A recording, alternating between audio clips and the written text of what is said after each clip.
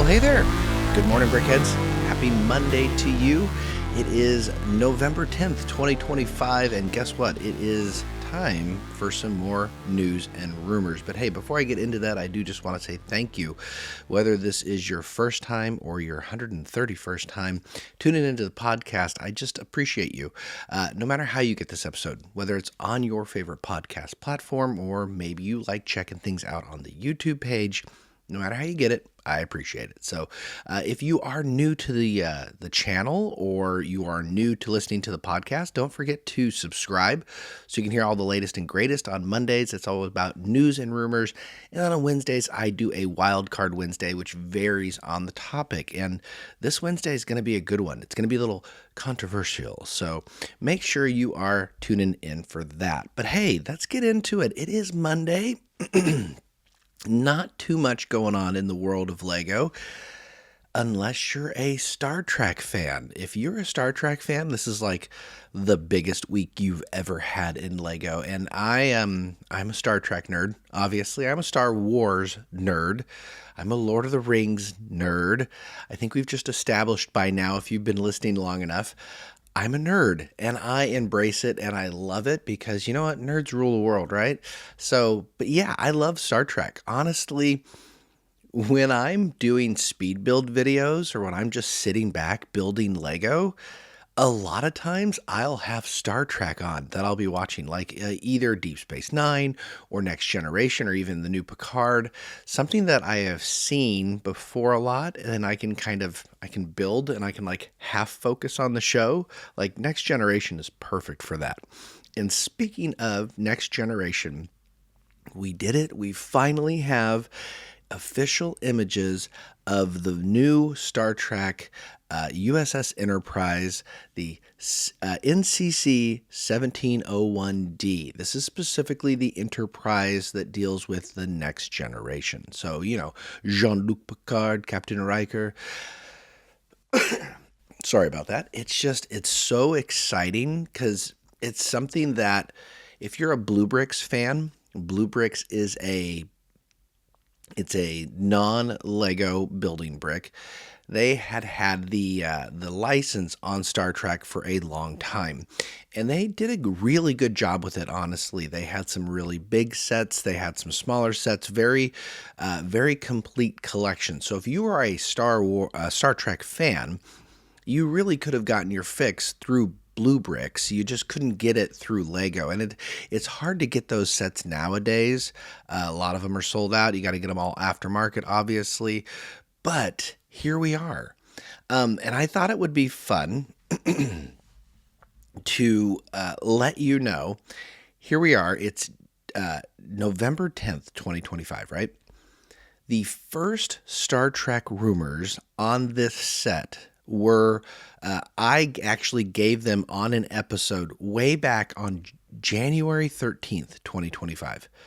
January 13th. And here you go. I am going to read to you the actual notes I wrote in that January episode. I said that a Star Trek set is said to be coming. It's going to be part of the Lego Icons theme. It will be part of Black Friday 2025. We did have a set number. It was 10356. Said that it was the 1701D. The piece count was supposed to be 3,600 pieces with a $300 to $350 price point. And it was supposed to have the minifigures, Picard, Riker, Wolf, Geordi, Data, Dr. Crusher, Wesley, Troy, and Guinan, and as well as Data's cat Spot. Y'all, that was spot on. The only thing that was wrong, which kind of goes with everything this year, was the price. Every other detail that was shared way back in January of this year was spot on, down to the exact piece count. So clearly, this is something we have known about for a long time. We have waited on for a long time. But here you go, the official Star Trek images. I am going to put them up. If you tune in on the YouTube page, I will show you all those official images. They'll be going around now. But like I said, the only thing wrong was the price. The price is actually $400. And yeah, that's pretty expensive. But you also got to understand, we're in the new world of Lego where for a large set, our going rate typically in the past was 10 cents per piece. Now here in 2025, 11 cents per piece is pretty much the norm. And so if you do the math at 3,600 pieces at $400, it's 11.1 cents per piece. And so as an IP, especially a new IP for a flagship set that this is going to be, I hate it. I mean, I hate that it's $400, but I'm really not surprised. Like it's not surprising at all. It goes right into where Lego has been pricing all of their sets, especially the Icons line, the Adults Welcome line. It makes a lot of sense in terms of this is just the new reality. So, and you might be thinking to yourself, $400, are you kidding me? Well, let me tell you, friend, here's the deal. This set, like I said, you do have stickers with it. I didn't get an official piece count, sticker count yet, but I will say there are some certain printed pieces on there that are amazing.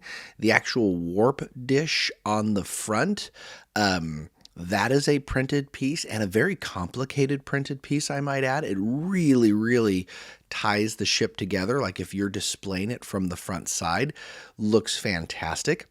I think some people, if they have a gripe, would be that they didn't like the saucer being a little bit bulky on the ends. They wanted it more rounded. And I kind of argue, looking at the pictures, like it's pretty legit. Like, you know, you could have had some rounded over corners, but that's not really how the Enterprise looks. I think they did a really good job at faithfully recreating this ship to a really nice scale. And in addition to the ship, you not only get that, but you get a plaque.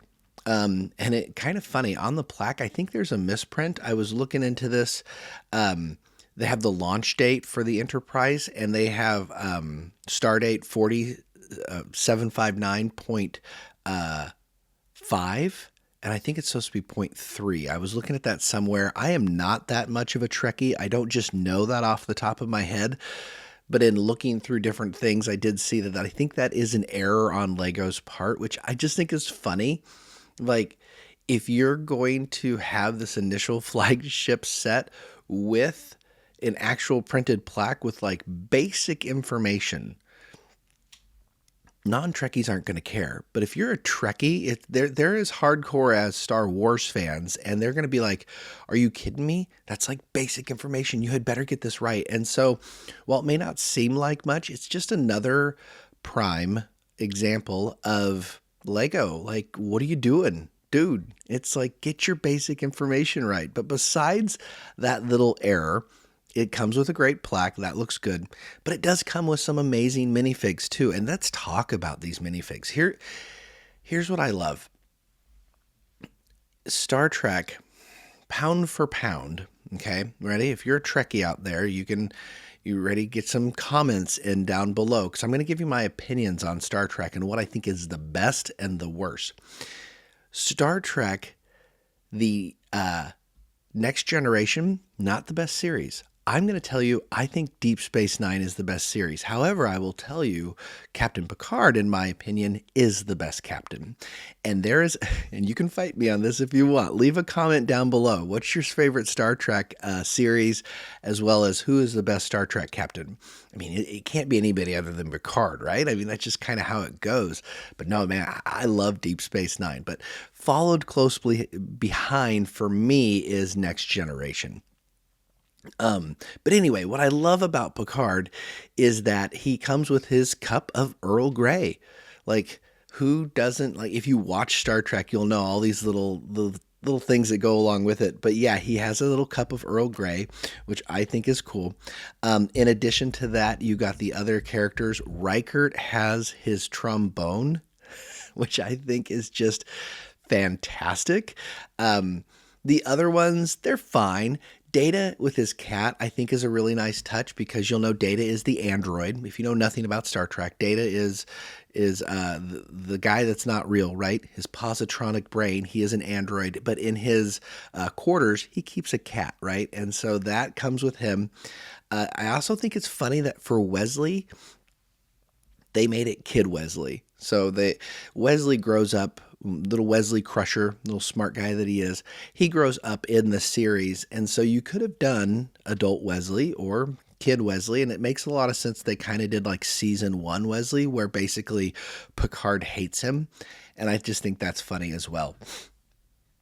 Worf, fantastic with his head printing, like it's a helmet headpiece that goes on. But to really give that Klingon headpiece, I just think was a nice touch as well. So there you go. I mean, tell me what you think. I'm excited. And this is, like I say, a Black Friday release coming out on November 28th.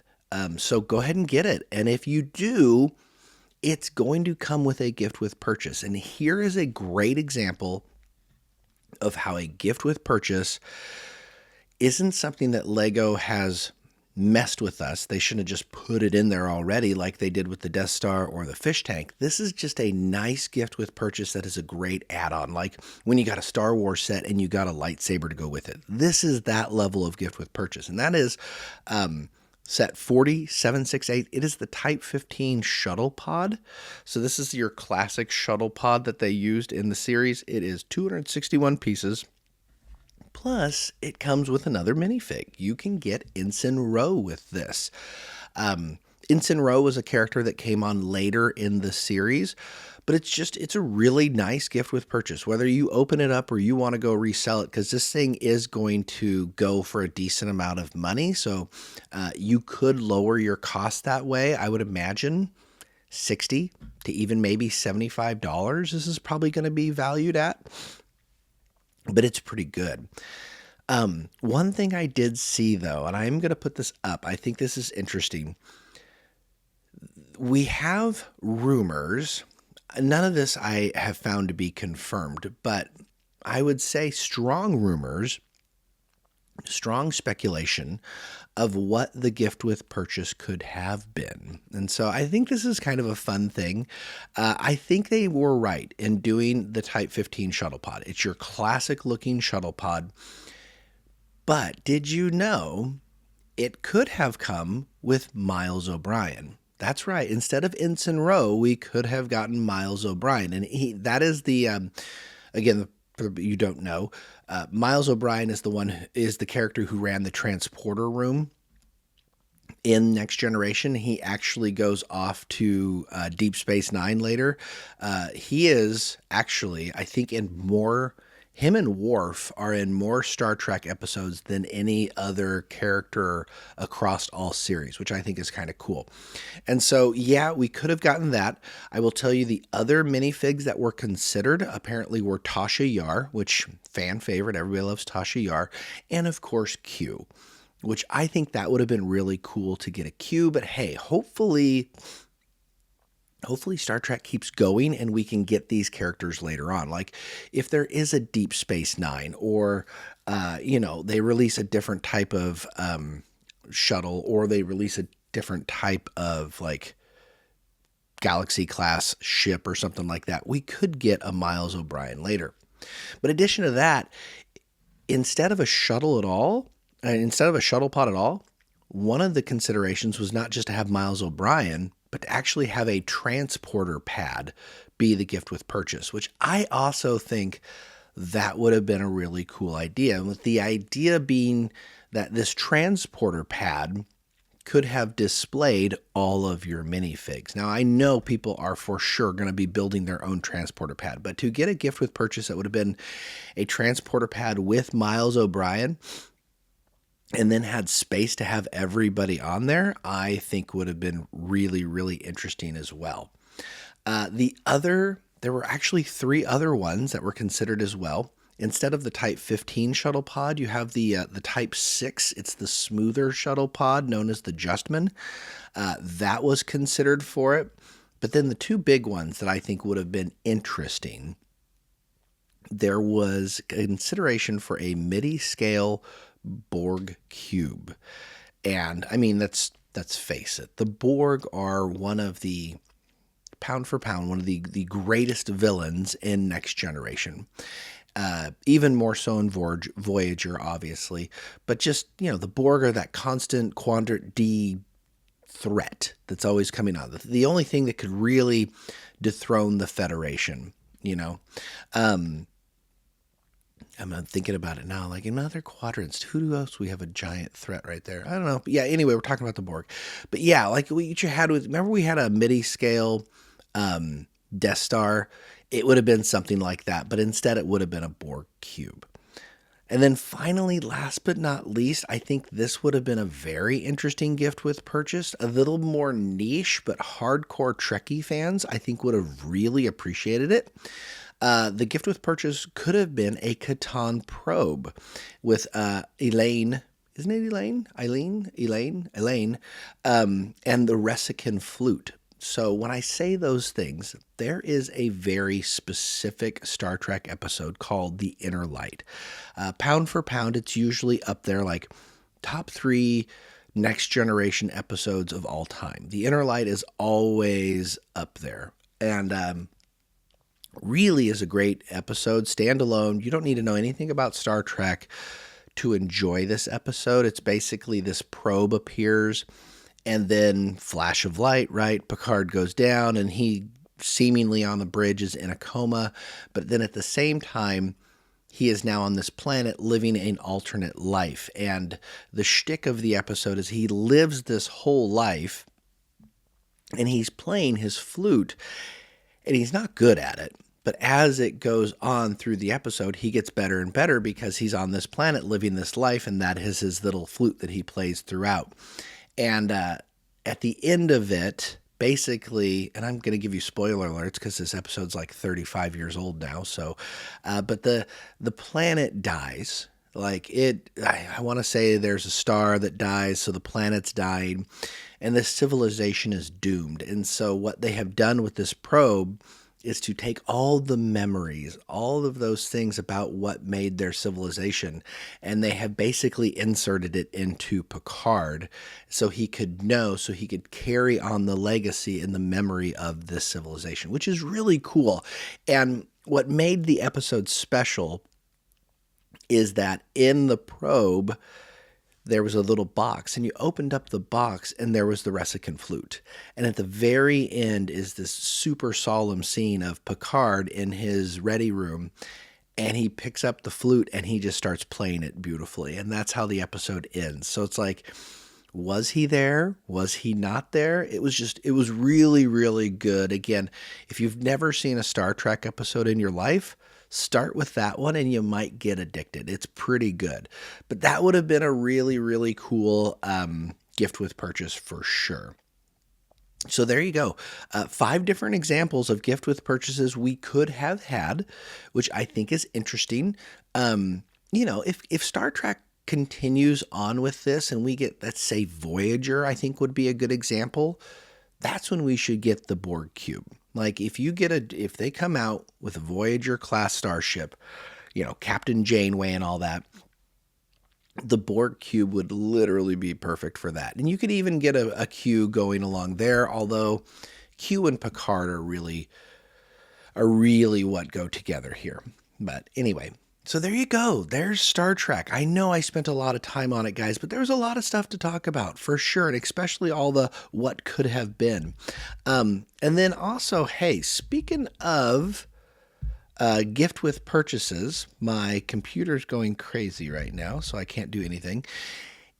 I want to remind you, by the way, because we've talked a lot about this, the set 40774, the classic animation scene set, that gift with purchase, it's the little TV that has the Woody minifig in it that shows off a little scene from Toy Story, as well as a little Simba to show off his scene from The Lion King and the Disney Castle. That gift with purchase is technically still available. It was expanded. It wasn't just from the 28th to the 1st, like I said a month ago, but it is available through tomorrow. So if you are making any purchases, just keep that in mind that you have one more day to get that set. And it is a really cool gift with purchase. So if you're getting anything like the Goonie ship or something like that, there you go. Just that nice friendly reminder.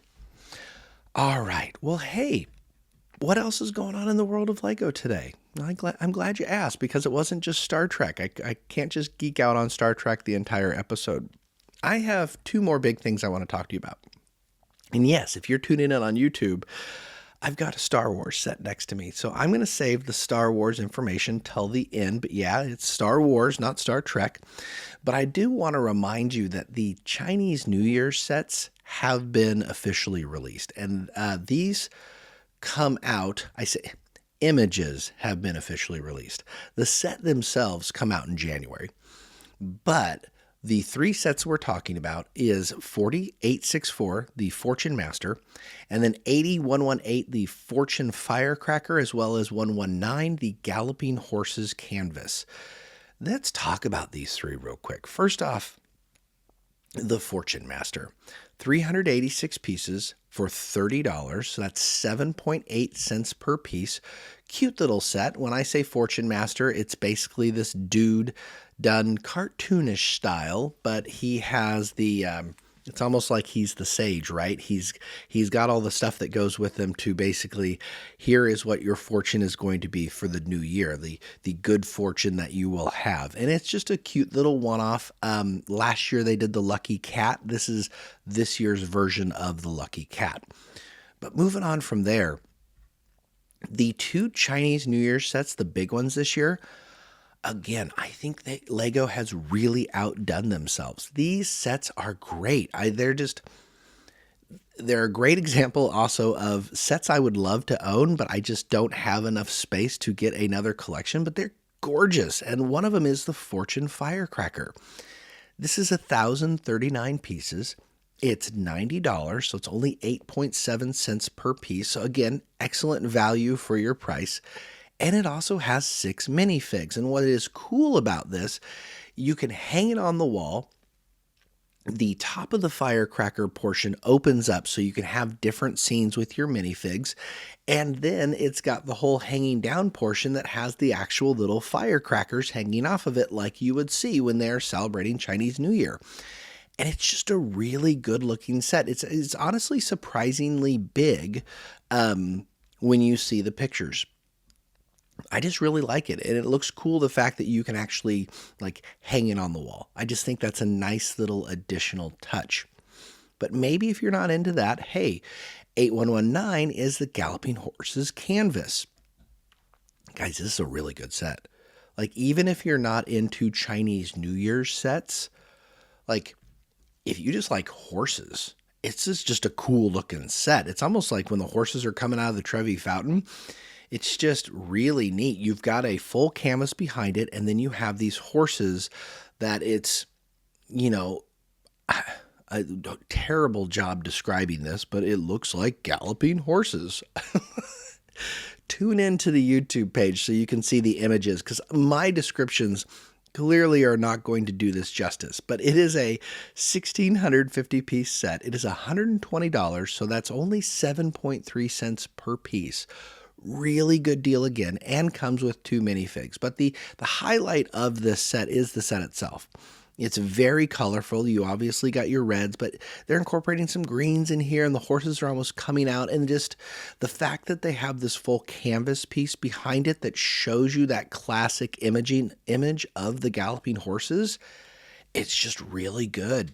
So, these sets, again, sleeper sets, and I know if you're listening in, say, the North America market, it may not be as big a deal to you as listening into the Asian market. I don't want to stereotype or think that someone living here in America is not interested in this. But what I will say is previous sets tend to get marked down steeply. So it doesn't strike me as the most popular sets in terms of sales. But as far as creativity and just really cool looking sets go, they are up there. So make sure you get your hands on those. And then here we go. Last but not least, and the reason I have a Star Wars set sitting next to me today, we have our rumors about the upcoming May the 4th UCS set. In fact, I knew this last week, but I had so much to talk about, I didn't even want to mention it. Any guesses?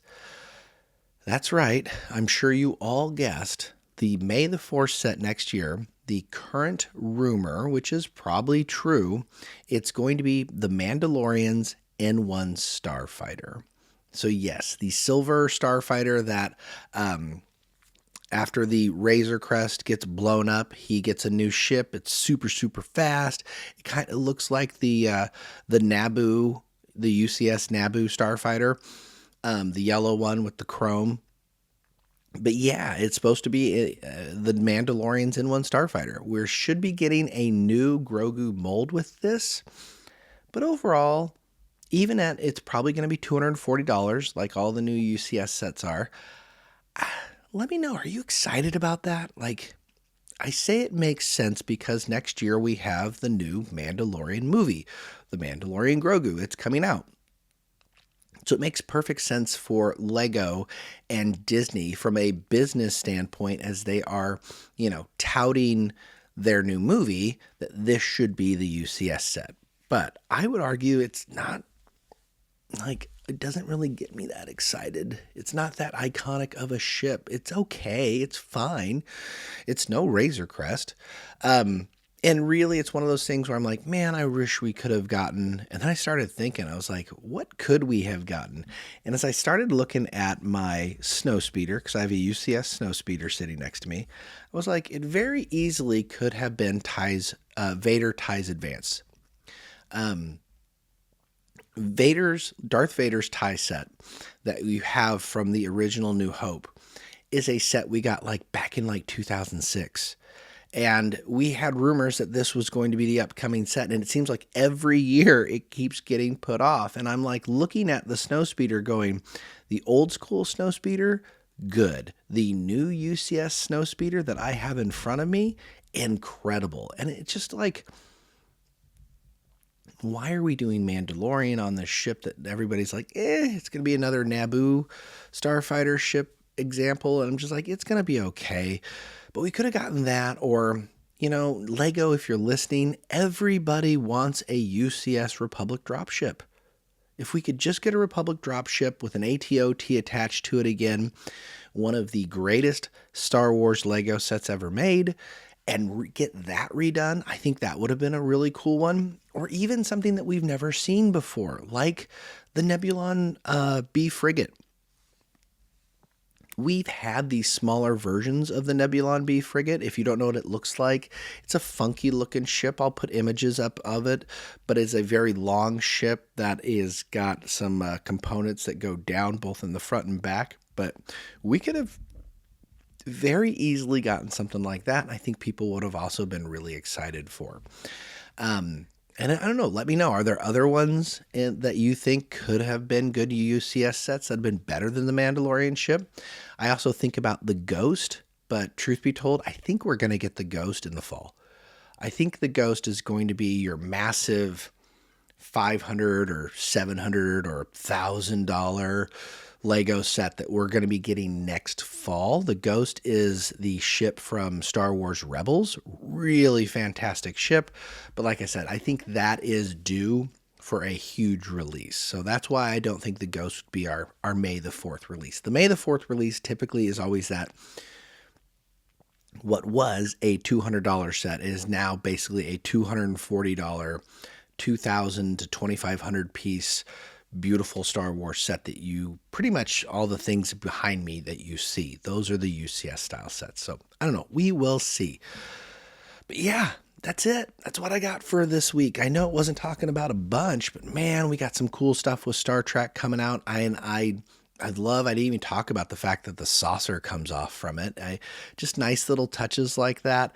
Really excited. Black Friday.